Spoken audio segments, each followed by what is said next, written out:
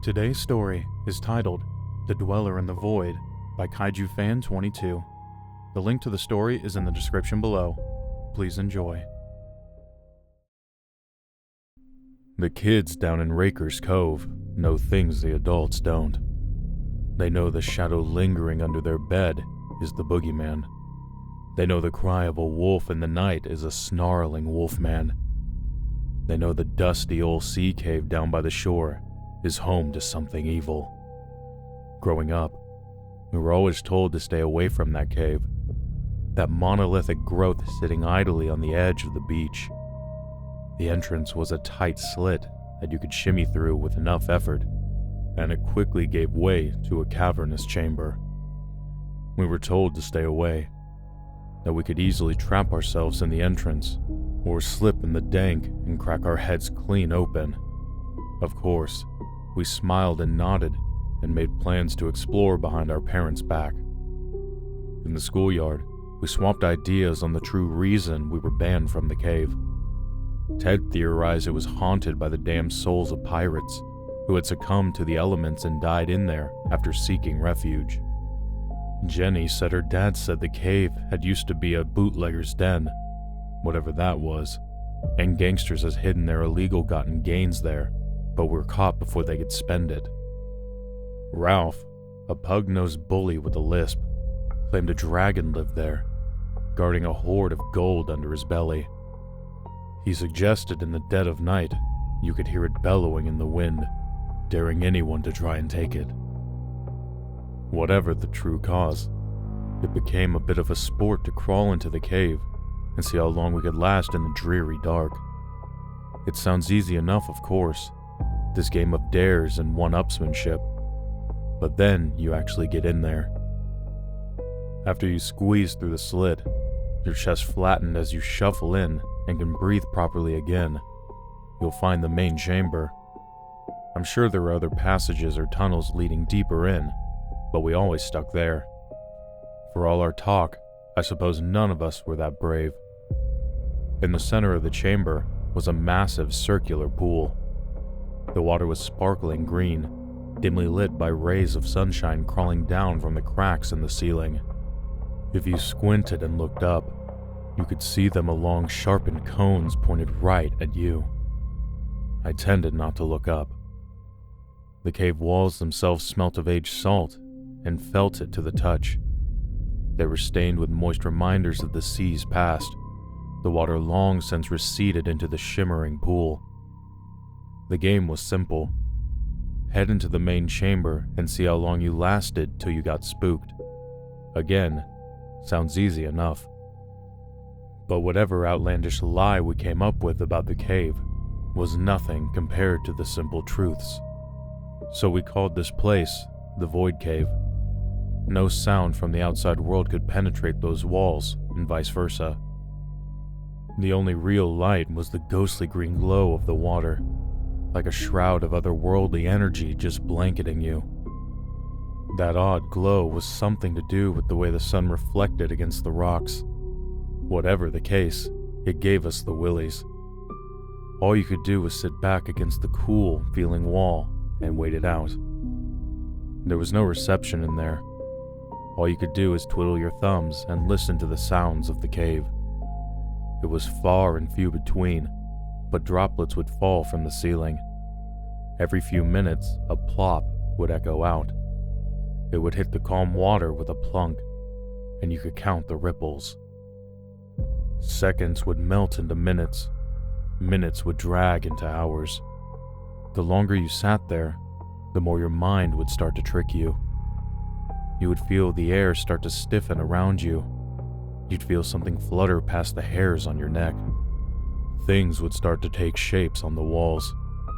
Fuzz dots would dance into misshapen monstrosities. Sometimes the wind would whistle in, and it would sound like raspy whispering in your ears.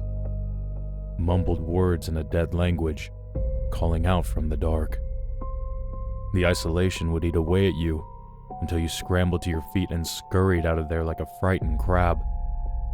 You would be met by the jeers of your peers calling you out in the blinding light of the afternoon sun. I had gone in twice, once for 20 minutes, the second for about 45. I was in the lead for the longest time. Jenny and the others could only last a half an hour at most. They would come out of the cave shivering and playing it up, saying the place gave them the heebie-jeebies. That was until Ralph went in. He was a bit of a wide child, so I was surprised he managed to squeak in. He went in there with a cocky grin and a boastful attitude, saying he could beat 45 easy. He was in the Void Cave for a solid hour and a half at least. He was in there so long it sparked debate whether or not we should go in after him. All our attempts at calling his name were futile. The cave simply devoured our shouts. Finally, he emerged, wiggling his broad shoulders out of there. He still had that cockeyed grin, but his complexion was ghastly pale, and there was a staggered limp in his step as he waddled towards us. We crowded around him, mystified at just how long he had remained. He dared us all to beat that, and took great pride in rubbing his time in my face. I remember how pissed I was this lispy slob claimed to be the bravest, and in my wounded state, I announced that tomorrow morning I would stay there for 3 whole hours. It was looked upon with awe and doubt as we left the beachfront to spend our summer-filled day elsewhere. The next morning, my 3-hour expedition was the talk of the schoolyard, so to speak. It had spread like wildfire, and even my younger brother Billy had caught wind of it. Billy was 3 years my junior, a snot-nosed kid with a gapped tooth and a head with a bright orange mop. Billy pulled me aside the morning off and begged me to take him with me. Billy wanted bragging rights for all of his buddies, you see, that he was cool enough to hang with the big kids. He looked at me with the eyes and the temperament of a baby doe, and I couldn't refuse him. I wish to Christ I had. The day Billy died was a warm and welcoming one. Not a cloud hung overhead, and the ocean was calm and drifting. Tiny waves curled up and splashed our ankles as we stood before the Void Cave. A crowd had gathered on the beach. Kids of all ages had come down to see us achieve the impossible. Billy was bouncing up and down the beach, pumped to set the unbeatable record. I had a fleeting moment of hesitance, but as the growing crowd cheered us on, I stuffed it down and began my descent. I went first, sucking my gut in as I slid through the crevice. It was a slow and steady shuffle, careful not to cut my cheeks on the stony surface. The cheers began to fade the deeper I went, and were cut short when I entered the main chamber. Billy had an easier time shuffling, though. He was half my size and scrawny for his age. I noticed the look of confusion on his face when he popped out, the sudden quiet immediately unnerving. In front of me, the eerie glow of the center pool beckoned to us, but I grabbed Billy by the wrist and sat us down a few feet away. The floor of the chamber was oddly smooth, like freshly cut sandstone. Billy plopped down next to me, his eyes darting around the chamber. He turned to me, confusion in his face. "Is this it?" He sounded disappointed. "This is it," I confirmed, staring blankly forward. The center pool was completely still, the edge lime green and sparkling. I didn't dare gaze down into the inky void it held. Jenny confided in me she had dropped a quarter in there once. It vanished from sight instantly, the drink swallowing it whole. The minutes began to drip as we sat in silence. Billy sighed and drummed on his knees while I zoned out, hoping the time would simply fly by. Occasionally, something would drip into the pool, or something would bubble up. I could make out faint shapes near the surface. Little pockets of air come up as they swam around. I felt Billy's bony elbow in my ribs, and I resisted the urge to smack him one. "What?" I hissed at him. I happened to glance at my stopwatch. Only 25 minutes had passed. "Why do they call it the Void Cave?" He whispered. I rolled my eyes at the flubbed V. "Void. V-v-v-v-void." I teased as he slugged me in the arm. Whatever. Why do they call it that? He repeated. Because no sound comes out and no sound comes in. You haven't noticed we can't even hear the waves crashing? I said. He mulled that over. He then cupped his hands over his mouth and leaned towards the crevice. Hey, Jenny! Tommy's got a huge crush on you! He screamed. My face flushed with crimson panic and became as hot as a steaming kettle. I pushed him down as he burst out laughing, the thud of his fall bouncing against the walls. Dude, shut up! I growled at him. He rolled around on the smooth stone floor, braying like a donkey. Finally, he sat up, wiping tears from his eyes. But I thought you said sound doesn't leave the cave, he said in a mocking tone. I shoved him once more and sulked against the wall, still red as a tomato. Not the point, dillweed, I grumbled. He giggled to himself a few moments more before settling down, and the booming silence returned. Time began to slip by as the cavern walls seemed to get closer with every passing moment. I knew it was my mind tricking me, but every creak and wind crawling through the rocks sounded like venomous whispers. At times, I swore I felt icy breath on the back of my neck. I gasped and clasped my hand, finding nothing there, of course. Billy seemed to be doing better with the extreme silence, but I could tell he was bored. His face was slumped, and he was hunched over, head in his bouncing knees. At one point, he got up and began pacing loudly, humming this annoying tune to himself. I watched him entertain himself for a while, the cave filling with that annoying hum. It sounded like a mix of Take Me Out to the Ball Game and My Fair Lady. Of course, we both grew tired of that, and Billy collapsed onto the ground in a sprawl. He was a couple feet closer to the edge of the pool. He looked at me with boredom forever seared into his face. How much longer? He whined. I glanced at the stopwatch. 1 hour and 15 minutes. Halfway there, I said to him as he groaned. The faux whispers around the stalactites began to slow to a crawl, and finally nothing was heard in the cave save for our exhausted breaths. I felt a pit in my stomach start to form. My pulse quickened, but I wasn't sure why. Something was amiss. I could feel it. I glanced around the room and found nothing but the familiar shadows of the pool dancing on the walls. They mocked me with gaping jaws and gnashing teeth. I could feel the walls laughing at me, telling me it was too late now, and I was trapped here forever. They surrounded us, you see, these shadows. They were circling around us like we were the main course at a feast. I knew it was just my mind playing tricks on me. My brain trying to freak me out enough so I would book it out of this bizarre place. I had to tough it out so I could rub it in Ralph's face. Come to think of it, when I first proclaimed I was going to outpace him, he got this odd look on his face. Not annoyance, more like a nervous twitch. In fact, he hadn't seen him on the beach that morning. My eyes wandered around the walls. I could make out strange etchings and carvings. Didn't faze me at first. We all had taken a pocket knife in at some point and carved our initials in. Proof we weren't cowards.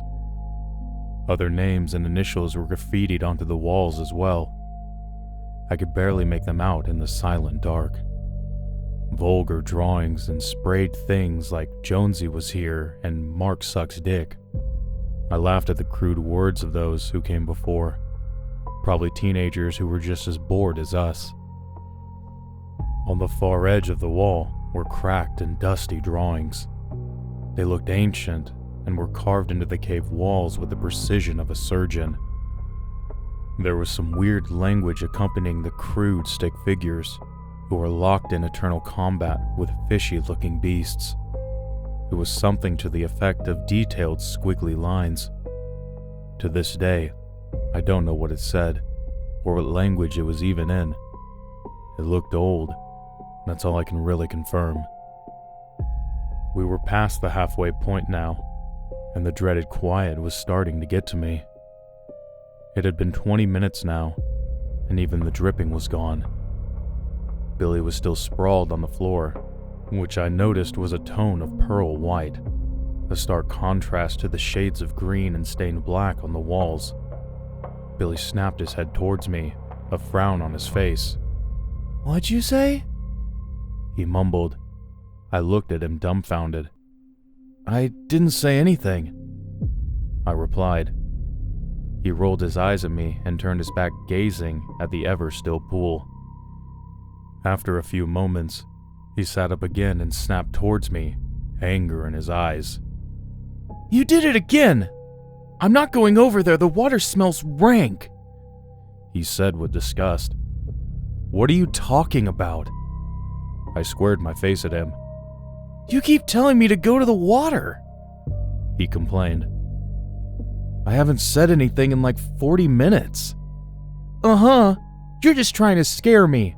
It's not gonna work." He pouted as he turned away from me. "Whatever," I said under my breath.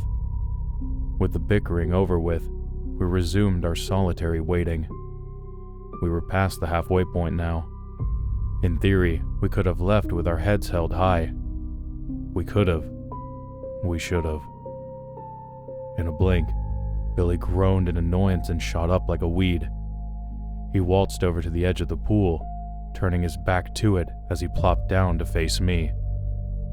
"There, happy? I'm at the water," he brayed. "Bill, I don't know what you're talking about. Be careful you don't fall in." He waved his nose at me as he turned around and dangled his feet.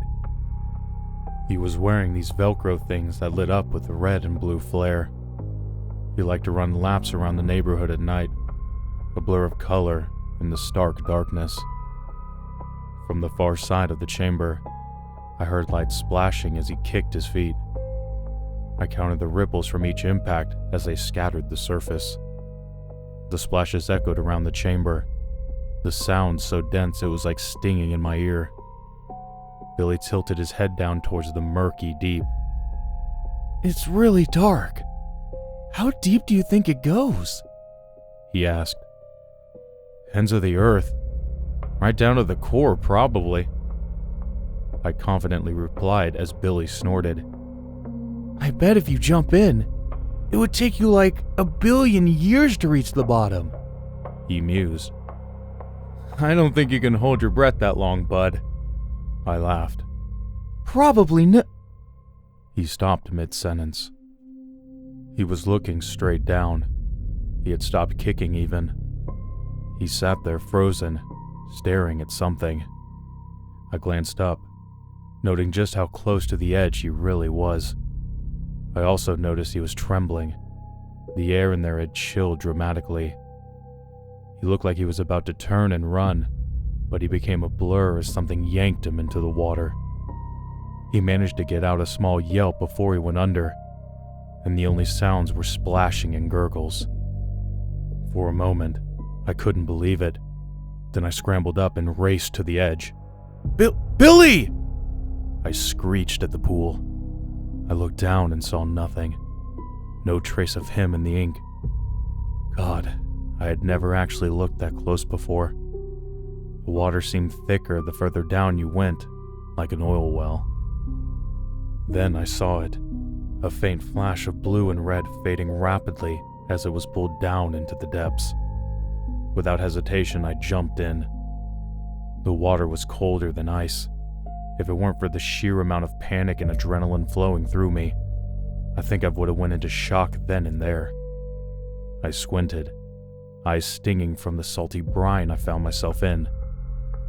I wish I could describe just how empty the pool felt. It was devoid of anything. As I dived deeper, it felt like I was swimming in a bottomless pit. The green glow faded, and the walls were non-existent. There was only me in that fading light. My lungs began to burn as I dove deeper, struggling to keep the lights in view. I could feel the sting of rancid salt prying at my eyeballs as my vision became cloudy. Soon enough, what little hope of my brother's lights sank away. I clawed at my chest, my throat. I had to get out of there. I swam upwards, arms stretching towards the surface. It looked like another worldly portal. That lime green glow, what little sunlight shone. I heaved myself upward as voices called out to me from the deep. They were all around me, hideous, angry things. They demanded I stay below with them, called me a coward for leaving Billy behind. It was all in my head. It had to be, right? I felt something tug on my feet as I pulled myself towards the light, lungs bursting out of my chest. The pressure was obscene. My head throbbed and told me to just let it happen. 1,000 wondering fingers seemed to claw at me from all sides, trying to drag me back down below and seal my fate. I pushed it all away as I rushed upward, breaching the surface with a thunderous gasp. I thrashed my way to the edge, coughing up the black liquid. The water seemed to cling to my body. It was this vivacious slime that stank like bile and decayed minerals. I grasped the side, huffing and puffing as I caught my breath. With a grunt, I heaved myself out of the water, clothes dripping and clinging to me as I crawled along the floor. I collapsed and held back tears of anguish, rubbing the hate out of my sullen eyes. He was gone. I think I knew it the second he hit the water. He fell and hit a rip current or something. It was pure luck I didn't get grabbed. Grabbed. No, that was the wrong word for it. There was nothing down there. It was absurd. My mind playing its sick games with me, making me think I was surrounded by snickering beasts trying to drag me to a watery grave. I looked back at the pool.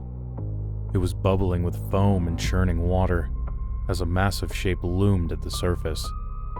I crawled away in horror at the thing. A pair of long, gangly limbs shot out from below, spraying the icy drink everywhere. They clasped the ground with an angry thud. I struggled to call them arms, because while it had massive four-fingered hands, the limbs themselves seemed blurry and unfinished. The limbs were coated in a sloppy mucus membrane that oozed onto the floor. What you could call the flesh of this thing was just melting off its skeletal body. I could see fossilized bones and decayed tissue clinging to them. Another pair of sickly limbs emerged as a soothing yet crackled voice spoke. It was booming in my mind. It felt like my head was going to split open with every throbbing word. "Come to the water, Tommy." It spoke as a second pair rested at the far end of the pool. A massive hump of something clung to the surface, this groaning noise echoing across the cave, shaking the walls with the cries of this lumbering beast. A third set now, gripping the front edge facing me. Skeletal fingers clasped the end, the sludge flesh falling off them in clumps, becoming one with the sea as it fell with a splash.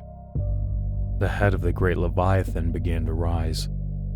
It had brilliant blue diamonds for eyes, 4 on each side of its triangular skull. Mounds of its oily hide fell to the side as it rose.